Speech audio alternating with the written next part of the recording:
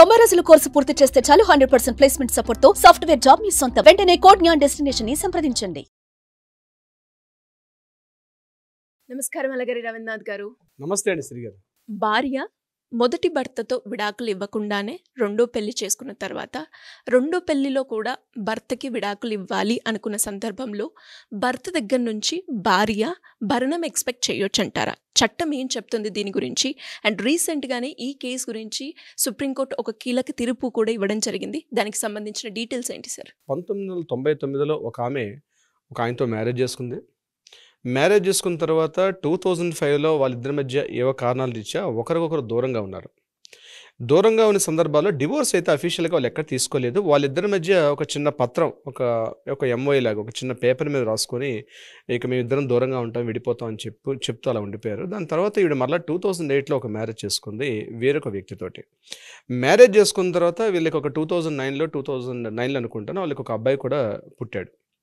తర్వాత ఇతరత్ర కారణాల వల్ల ఏం జరిగిందంటే 2012లో మరలా ఆ రెండో వ్యక్తికి ఆమె డివోర్స్ ఇవ్వడం జరిగింది. అయితే దీనికి సంబంధించి నాకు మెయింటెనెన్స్ ఇవ్వాలి, అదేవిధంగా నా పుట్టినటువంటి పిల్లడికి కూడా ఒక మెయింటెనెన్స్ ఇవ్వాలి అని చెప్తూ ఆమె ఒక ఫ్యామిలీ కోర్టును ఆశ్రయించడం జరిగింది. దీని మీద ఫ్యామిలీ కోర్టు జడ్జిమెంట్ తీసుకొని ఇమీడియట్గా ఇది ఇవ్వమని చెప్పి, అంటే మెయింటెనెన్స్ ఇవ్వమని చెప్పి ఫ్యామిలీ కోర్టు జడ్జిమెంట్ ఇవ్వడం జరిగింది. ఇమీడియట్గా ఏం చేశాడంటే తను ఎవరైతే ఉన్నాడో అతను, నేను మ్యారేజ్ నన్ను చేసుకోలేదు, తనకి ఆల్రెడీ మ్యారేజ్ అయింది, కానీ వాళ్ళిద్దరి మధ్య అఫీషియల్గా మ్యారేజ్ అంటే డివోర్స్ కాకుండా నన్ను పెళ్లి చేసుకున్నారు కాబట్టి నేను భరణం అంటే మెయింటెనెన్స్ ఇవ్వడానికి నేను లీగల్గా నాకు ఎటువంటి రైట్ లేదని చెప్పి ఆయన హైకోర్టుకి అప్పీల్ చేశారు. హైకోర్టులో జడ్జిమెంట్ ఏం జరిగిందంటే ఇతను భరణం ఇవ్వాల్సిన అవసరం లేదు, మెయింటెనెన్స్ ఇవ్వాల్సిన అవసరం లేదు, ఎందుకంటే ఇది లెజిటిమేట్ కాదు, ఆల్రెడీ ఆ మొదన్న మ్యారేజ్ ఆల్రెడీ ఇంకా అది డివోర్స్ కాలేదు కాబట్టి, అది అఫీషియల్గా డివోర్స్ కాలేదు కాబట్టి ఈ వ్యక్తి ఎవరైతే ఉన్నారో ఈ వ్యక్తికి ఎటువంటి సంబంధం లేదు, ఇతను మెయింటెనెన్స్ ఇవ్వాల్సిన అవసరం లేదని చెప్పి హైకోర్టు, మన తెలంగాణ హైకోర్టు అప్పట్లో ఒక జడ్జిమెంట్ ఇచ్చారు. ఇమీడియట్గా ఆవిడేం చేశారంటే దీన్ని ఛాలెంజ్ చేస్తూ ఆవిడ సుప్రీంకోర్టుకి మరలా వెళ్ళారు. సుప్రీంకోర్టుకి వెళ్ళి నేను ఇలా మ్యారేజ్ చేసుకున్నాను, ఆయనేమో నాతో ఉండి కూడా ఇప్పుడు మెయింటెనెన్స్ లేదంటున్నారు కాబట్టి దీన్ని చేయమని చెప్పి ఆవిడ పిటిషన్ పెట్టుకుంటే దీని మీద సుప్రీంకోర్టు తీవ్రమైనటువంటి డిస్కషన్స్, ఆర్గ్యుమెంట్స్ అయిన తర్వాత చివరిగా చెప్పాలంటే ఒక బెంచ్ మార్క్, ఒక జడ్జిమెంట్ అయితే ఇచ్చారు దీనికి సంబంధించి. ఆ జడ్జిమెంట్ ఏంటంటే మొదటి మ్యారేజ్ డివోర్స్ అయినా కాకపోయినా రెండో మ్యారేజ్ చేసుకున్నారు, లీగల్గా ఆవిడ అన్ని రకాలుగా ఇతనితో పాటు అన్ని రకాలుగా ఆమె తాలూకా లైఫ్ని డీల్ చేశారు, పిల్లడు కూడా పుట్టాడు కాబట్టి ఖచ్చితంగా ఒక లీగల్ రైట్ ఉంది, ఆమెకి భరణం పొందే హక్కు ఆమెకు ఉంది కాబట్టి ఆ సెక్షన్స్ ప్రకారం, అంటే సెక్షన్ 125 ప్రకారం డెఫినెట్గా ఈ రెండో భర్త భరణం చెల్లించవచ్చు అని చెప్తూ ఒక జడ్జిమెంట్ కాపీ అనేది సుప్రీంకోర్టు ఇవ్వడం జరిగింది.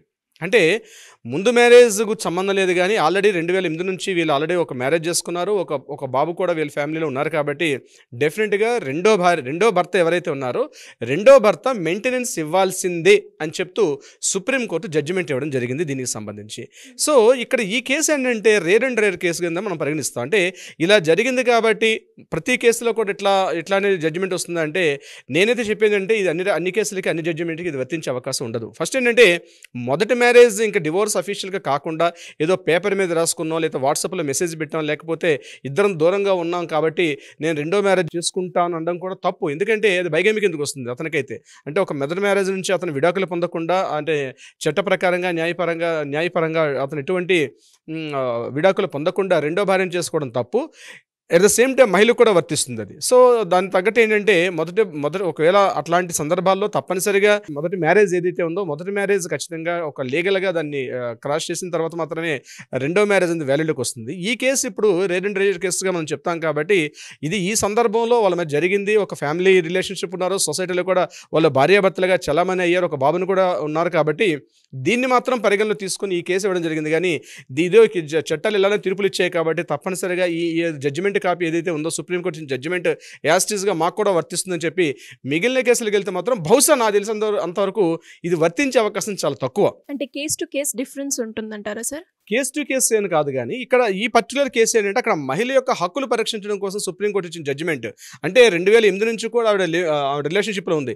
ఇంకొకటి ఏంటి, లివ్ ఇన్ రిలేషన్షిప్ యాక్ట్ కూడా రీసెంట్గా మనం ఉమ్మడి పౌర సమితి లెక్కేసుకున్నట్లయితే అక్కడ ఖచ్చితంగా లివ్ ఇన్ రిలేషన్షిప్లో ఉండి, అంటే మ్యారేజ్ చేసుకోకపోయినా లివ్ ఇన్ రిలేషన్షిప్లో ఉన్న తర్వాత కూడా పిల్లల కన్నా లేదా ఎటువంటి ఉన్నా సరే ఖచ్చితంగా భర్త నుంచి భరణం పొందే హక్కు ఉంది. ఆ లివ్ ఇన్ రిలేషన్షిప్లో ఉన్నటువంటి వ్యక్తి నుంచి ఆ కింద పుట్టిన అబ్బాయికి కూడా అన్ని రకాల లీగల్ హక్కులు కూడా ఉన్నాయి, అంటే ఆస్తి పరంగా. కానీ వారసత్వ హక్కు చట్టాలు లేవు. కానీ అతని స్వార్జితమైన హక్కు మీద మాత్రం, అతను స్వార్జితంగా సంపాదించుకున్న ప్రాపర్టీ మీద మాత్రమే ఇతనికి హక్కులు ఉంటాయి. సో అతను చనిపోయిన తర్వాత, అది కూడా అతను ఎవరైతే లివ్ ఇన్ రిలేషన్షిప్లో ఉన్న వ్యక్తి చనిపోయిన తర్వాత చట్ట ప్రకారంగా అతని యొక్క ప్రాపర్టీస్లో కూడా అడిగే హక్కు ఇతనికి ఉంది పుట్టిన అబ్బాయికి.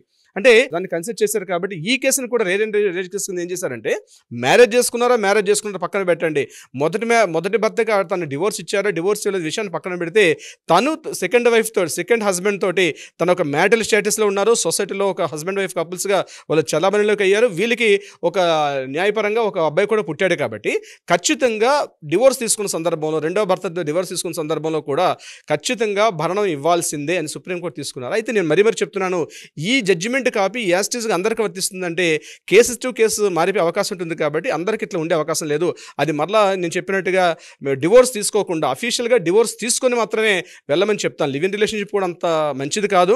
ఖచ్చితంగా మీరు మొదటి వైఫ్ కావచ్చు, మొదటి భర్తకి మీరు అఫీషియల్గా డివోర్స్ తీసుకున్న సందర్భంలో మాత్రమే సెకండ్ మ్యారేజ్ చేసుకున్నా, వాళ్ళతో మీరు లైఫ్ డీల్ చేసినా అప్పుడు మాత్రమే చట్ట ప్రకారంగా న్యాయపరంగా మీకు ఆస్తి పంపకాలు కావచ్చు, ఆస్తి హక్కులు కావచ్చు, వారసత్వ హక్కులు కావచ్చు, ఏమన్నా వచ్చే అవకాశం ఉంటుంది తప్పించి అది అక్కడ క్రాష్ చేయకుండా మనం డైరెక్ట్గా మనం వెళ్ళి సెకండ్ మ్యారేజ్ ఈ కేసు సైటేషన్ చూపిస్తూ ఇలా సుప్రీంకోర్టు జడ్జిమెంట్ ఇచ్చింది కాబట్టి మిగిలిన కేసుకి అప్లికబుల్ అవుతుందంటే డెఫినెట్గా 100% అవ్వదు. ఈ కేసులు గుర్తుపెట్టుకోవాల్సిన అవసరం ఉంది సిరి గారు.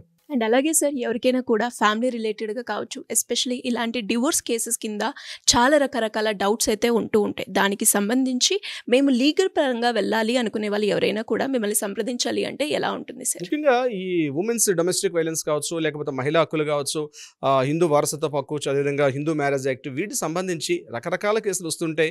వీటికి సంబంధించి ఏమైనా డౌట్స్ ఉన్నా, ఇన్ఫర్మేషన్ ఏది కావాలనుకున్నా కింద స్క్రోల్ అవుతున్న నెంబర్ని కాంటాక్ట్ చేయగలిగితే మన లీగల్ టీం వాళ్ళకి అప్రోచ్ అవుతారు. సరైన విధంగా వాళ్ళకి ఒక దిశానిర్దేశం, సలహా సంప్రదింపులు ఇచ్చే అవకాశం కూడా ఉంటుంది. అదే కాకుండా న్యాయ పరిష్కారం కూడా ఇచ్చే అవకాశం ఉంటుంది. సిరి గారు, thank you sir. Thank you so much అండి.